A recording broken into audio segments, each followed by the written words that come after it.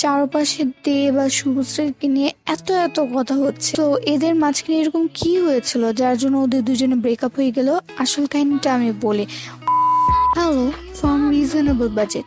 চারপাশে দেব আর শুভশ্রীকে নিয়ে এত এত কথা হচ্ছে, কিন্তু এর আসল কাহিনীটা কি, আসল স্টোরিটা কি, সেটা কিন্তু আপনারা কেউ জানেন না। ইভেন আমি আজকে যে স্টোরিটা আপনাদেরকে শোনাবো সেটা আপনারা কেউই জানেন না। হতে পারে অনেকেই জানে, কিন্তু কেউ সেভাবে প্রকাশই করেনি কখনো। এটা তো আমরা সবাই জানি যে দেব আর শুভশ্রী ওদের দুজনের রিলেশন ছিল, তো এদের মাঝখানে এরকম কি হয়েছিল যার জন্য ওদের দুজনে ব্রেকআপ হয়ে গেল?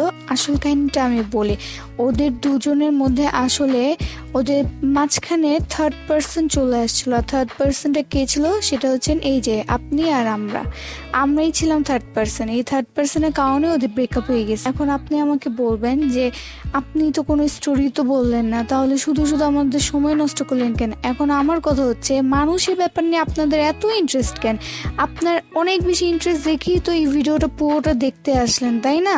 আর আপনি যা এখন আমাকে কোয়েশ্চেন করবেন যে আপনি আমাদের সময় কেন নষ্ট করলেন, আর আমার অ্যান্সার হবে এমনি।